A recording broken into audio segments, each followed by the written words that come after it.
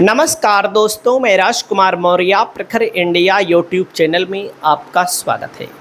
बहुत बड़ी खबर आ चुकी है उत्तर प्रदेश की राजनीति से बहुजन समाज पार्टी को लेकर। दोस्तों, उत्तर प्रदेश में बहुजन समाज पार्टी ने अपने प्रत्याशियों का ऐलान करना तेज कर दिया है। इस वीडियो में आपको दिखाने जा रहे हैं फूलपुर विधानसभा सीट पर बहुजन समाज पार्टी ने किसे अपना प्रत्याशी बनाया है। 2027 के चुनाव से पहले जो भी चुनाव यहां पर हुए हैं, किसका प्रदर्शन बेहतर रहा है।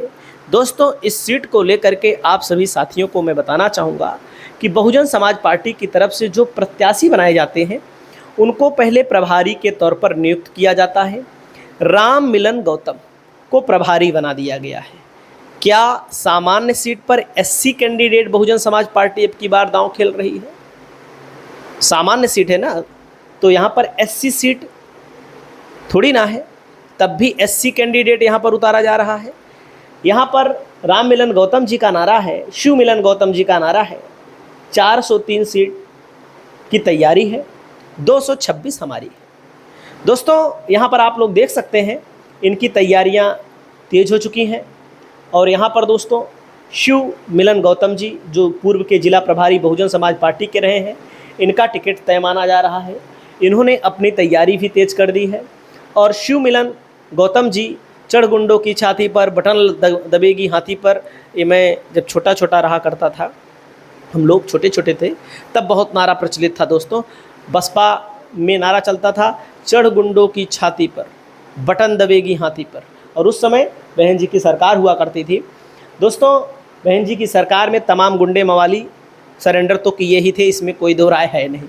दोस्तों, यहाँ पर देख सकते हैं 2022 में जब चुनाव हुआ, हालांकि अभी उपचुनाव हुआ था, बसपा नहीं लड़ी थी, तो 22 में 2732 वोटों से बीजेपी यहाँ पर चुनाव जीतने में सफल रही। देखो, प्रवीण पटेल विनर रहे बीजेपी से 1,03,557 वोट पा करके। मोहम्मद मुस्तफ़ा सिद्दीकी यहाँ पर सपा से लड़े 1,08,25 वोट पाकर। राम तौलन यादव लड़े 33,036 वोट पाकर। और दोस्तों, यहाँ पर कांग्रेस को भी 1,626 वोट मिला। वहीं पर आगे चलते हैं, 2017 में देखते हैं। 2017 में देखो, बसपा को यहाँ पर दोस्तों 50,000 वोट मिला था। मसरूर सिख लड़े थे यहाँ पर।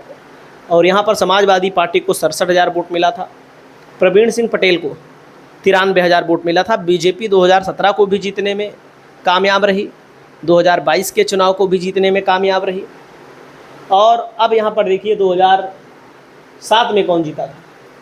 12 में देखिए 2012 में इस सीट को समाजवादी पार्टी जीती थी मामूली वोटों से ही।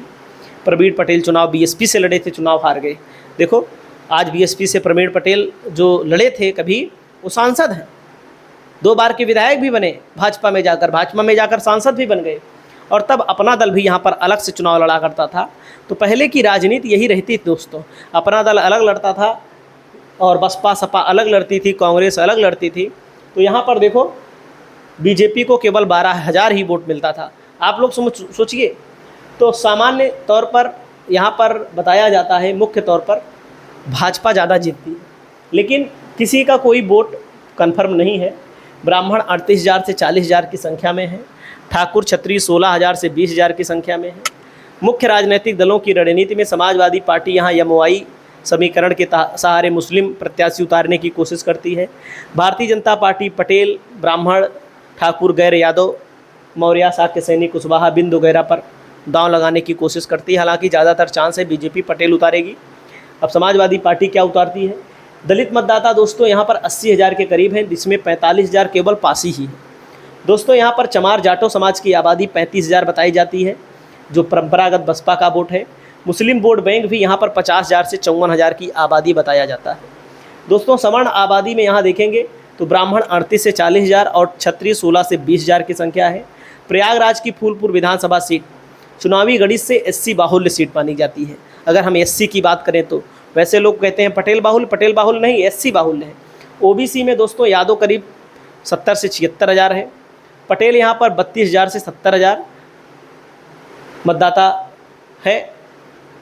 तो 2027 के चुनाव में क्या शिव मिलन गौतम जी फूलपुर सीट पर अपना परचम लहरा पाएंगे? इस पर आप लोग अपनी राय को बताइए, क्योंकि